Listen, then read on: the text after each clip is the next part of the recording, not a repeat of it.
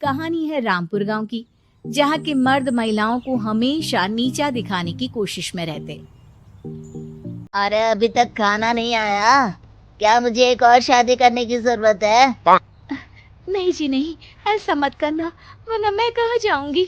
खाना लेकर मैं अभी आई जी। गांव की पंचायत में भी फैसले हमेशा औरतों के खिलाफ ही रहते। मैं जो फैसला सुनाता हूँ वो भगवान की आज्ञा होती है। इस लड़के ने अपने मन से शादी करके अच्छा नहीं किया। लड़के को घर भेज दो और इसकी शादी इसकी जाति की किसी लड़के से करवा दो। लेकिन ये लड़के, इसे तो गांव के बाहर निकाल दो। नहीं नहीं जमींदार साहब, ये क्या बोल रहे हैं? ऐसा नहीं हो सकता। मेरी बेटी मासूम है, इसे अच्छे बुरे की समझ नहीं है। अरे कहाँ जाएगी ये बेचारी? कहाँ जाएगी? इतनी चिंता है तो पूरे परिवार का गांव निकाला कर देते हैं। बेचारे पूरे बसे बसाए परिवार को गांव छोड़ना पड़ता है। चाहे जो हो, अगर बेटियों को कंट्रोल नहीं कर सकते तो गांव में रहने का कोई मतलब नहीं है। यहाँ औरतों को दब कर रहना होगा। कोई भी अपने हिसाब से कुछ नहीं कर सकता। सब ईश्वर की मर्जी से ही होगा। तभी गांव का एक आदमी दौड़ा दौड़ा आता है। सरपंच साहब, जमींदार साहब, वो कालिया है ना, उसकी बेटी पढ़ने के लिए शहर जा रही है। अच्छा, ये कब हो गया?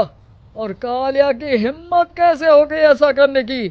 लेकर आओ उसे और उसकी बेटी को। बस फिर क्या था, हाजिर हो जाते हैं कालिया और उसकी बेटी सरपंच के सामने। और कालिया, ये क्या सुनने में आ रहा है? बेटी को इंजीनियर बना रहा है तू? और ये बता, गांव में तो स्कूल नहीं है, फिर कहाँ से इतनी क्लास पास कर गई तेरी बेटी? राधा, जो कि कालिया की बेटी है, उसे लगता है कि सरपंच उसकी तारीफ कर रहे हैं। सरपंच जी, मैंने ऑनलाइन पढ़ाई की है, डिस्टेंस लर्निंग से। सभी में मैंने अच्छे नंबर पाए हैं, जिसे देखते हुए शहर की इंजीनियरिंग कॉलेज में मुझे स्कॉलरशिप मिली है। वाह जी वाह, क्या होती है ये? पहले तो ये बताओ, फिर आगे की बात करते हैं। पूरा गांव राधा की बात सुन रहा था और राधा बोलती जा रही थी। तो ऐसे मैं फ्री में एक अच्छी शिक्षा लेकर गांव में जो कुछ परेशानियां हैं, जैसे बिजली, पानी और इंटरनेट जैसी समस्याओं के लिए काम करूंगी। मैं गांव को शहर से जोड़ने के लिए पुल का निर्माण करवाने का प्रस्ताव रखूंगी। मुझे पूरी उम्मीद है कि जल्द ही हमारा गांव भी तरक्की की राह पर चल पड़ेगा। राधा की बात सुनकर सारे गांव वाले ताली बजाने लगते हैं। सरपंच को समझ नहीं आता कि वो क्या करे। चुप रह नादान लड़की।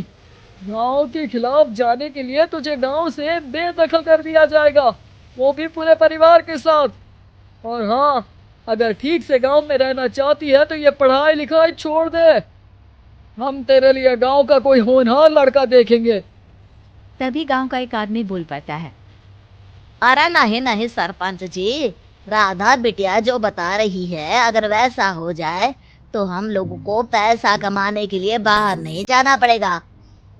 हाँ जी, और ना ही कोसों दूर पानी के लिए भटकना पड़ेगा। हमारे बच्चे भी अच्छी पढ़ाई कर सकेंगे और आगे बढ़ेंगे, ना कि हमारी तरह खेती करते बैठेंगे। क्यों गांव वालों, राधा बिटिया का साथ देना चाहिए ना। सरपंच देखता है कि गांव राधा के साथ है तो वो चुप हो जाता है। वो घर आकर अपने सलाहकार से बात करता है, जो बहुत ही चालाक किस्म का इंसान होता है। अरे सरपंच साहब, आपको बहुत ही होशियारी से काम लेना पड़ेगा। एक बार गांव तरक्की कर गया, यहाँ के बालक पढ़ लिए तो कोई ना पूछेगा आपको। और फिर ये जो बेटा और बेटी है ना आपके, इनको भी आम लोगों की तरह ही जीवन जीना होगा। हाँ, लेकिन करे तो क्या करे? वो ना, आप मुझ पर छोड़ दीजिए, बस मैं जैसा बोलूं करते जाइए। अगली रोज सुबह जब गांव वाले सोकर उठते हैं, तो राधा के घर के बाहर और साथ ही वो लोग जिन्होंने राधा का सपोर्ट किया था, उनके घर के आगे लाल रंग से कल आऊंगी लिखा होता है। कल आऊंगी, यह क्या होता है? अरे यह तो खून से लिखा है, लगता है कोई भूत प्रेत या चुड़ैल का साया है। चलो सरपंच जी के पास चलते हैं। सभी सरपंच के पास जाकर उसे सारी बात बताते हैं। अरे ये तो बड़ी मुश्किल की बात है। चलो मैं एक बाबा को जानता हूँ, उन्हें बुला लेता हूँ। सरपंच बाबा को लेकर गांव के घर के बाहर जाता है। ओहो, तो ये वो चुड़ैल है जो उन लोगों को निशाना बनाते हैं जो गांव को बदलने का सपना देखते हैं। वो गांव को ऐसे ही संपन्न देखना चाहती है। वो नहीं चाहती कि कोई बाहरी यहाँ का कायाकल्प करे।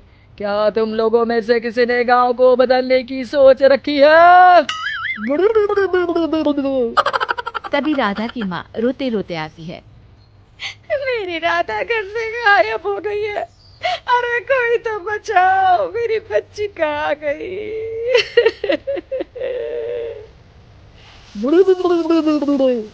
ले गई वो चुड़ैल, तेरी बच्ची को ले गई।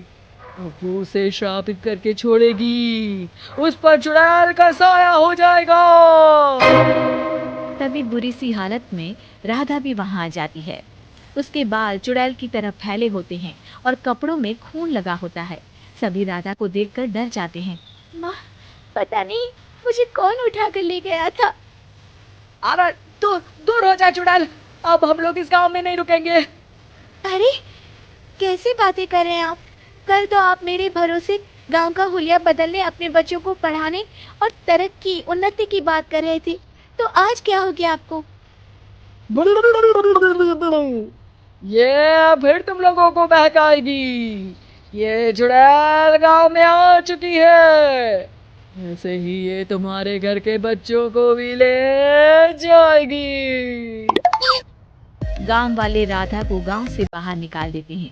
उसके माँ बाप रोते रहते हैं लेकिन गांव वाले नहीं मानते। मैं भी अपनी बहन के साथ गांव के बाहर रहूंगा, लेकिन वो पढ़ाई नहीं छोड़ेगी। वहीं सरपंच के घर पर सलाहकार कहता है। देखा, सांप भी मर गया और लाठी भी नहीं टूटी। लेकिन अगले ही दिन सरपंच के घर के बाहर भी वही शब्द लिखे होते हैं और फिर सरपंच की बीवी कहती है, हमारी बेटी को किसी ने अगवा कर लिया है। तभी राधा का भाई वहां आ जाता है। अरे गांव वालों, मैंने सरपंच जी की बेटी को देखा था। वो चुड़ैल उसे उठाकर ले जा रही थी। अरे क्या मजाक कर रहे हो? नहीं नहीं सरपंच जी, आप नहीं जानते। वो चुड़ैल अब आपकी बेटी में आ जाएगी, जैसे राधा के अंदर आ गई थी। तभी सरपंच की बेटी वैसी ही हालत में वहां आती है जैसे राधा आई थी। पापा पता नहीं कैसे मैं गायब हो गई थी। चुड़ैल, इसके अंदर भी चुड़ैल का साया है, मारो इसे।